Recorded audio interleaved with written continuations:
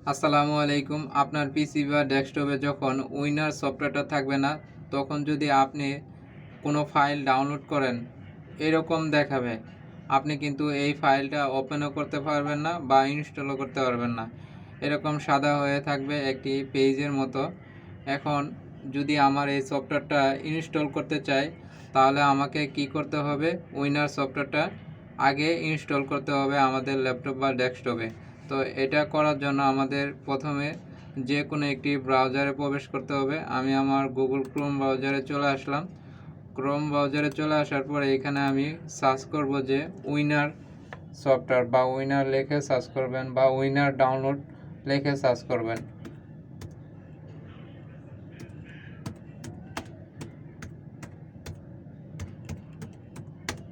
Winner download 64 bit বা free এরকম লিখতে পারেন। তো আমি 64 বিট লিখছি।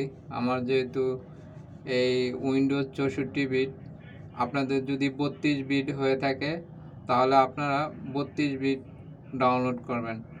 তারপর এইখানে দেখতে পারবেন প্রথমে https://www.win, আর এই ওয়েবসাইট থেকে আপনারা উইনার সফটওয়্যারটি ডাউনলোড করবেন। তো যে কোনো একটি ওয়েবসাইট থেকে আপনারা ডাউনলোড করতে পারেন। এখানে কিন্তু আরও অনেকগুলো ওয়েবসাইটের লিঙ্ক দেওয়া আছে। তো আমি এখানে ক্লিক করে দিচ্ছি প্রথমে যে লেটেস্ট ভার্সন। তো আপনারা অবশ্যই লেটেস্ট ভার্সনটা ডাউনলোড করবেন। তারপর এইখানে দেখতে পারবেন সিলেক্ট ফর ডাউনলোড। তো ডাউনলোড করার জন্য আপনারা এইখানে যে আইকনটি আছে এই আইকনের উপর ক্লিক করে দেবেন।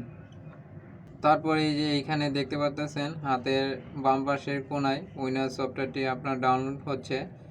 3.3 এমবি, মানে 3.3 এমবি আপনার এই উইনার সফটওয়্যারটি। তো ডাউনলোড হতে বেশি সময় লাগবে না। আপনার যদি নেট স্পিড ভালো থাকে তাহলে 1 মিনিটের ভিতরে উইনার সফটওয়্যারটি ডাউনলোড করে ফেলতে পারবেন। এখান থেকে ওপেন করতে পারেন। আর যদি আপনি চান যে আপনার ডাউনলোড যে ফোল্ডারটা আছে সেইখান থেকে ওপেন করতে পারেন।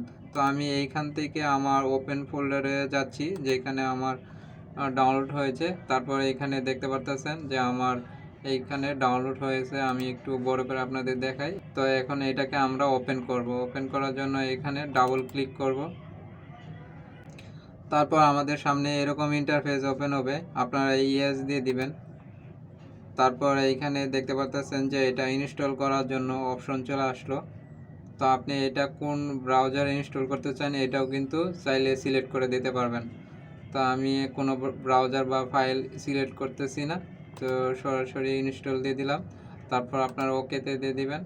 তারপর এইখানে আপনারা ডাউনের উপরে ক্লিক করে দিবেন। তারপর দেখতে পাবেন যে আপনার উইনার সফটওয়্যারটি ইনস্টল হয়ে গেল।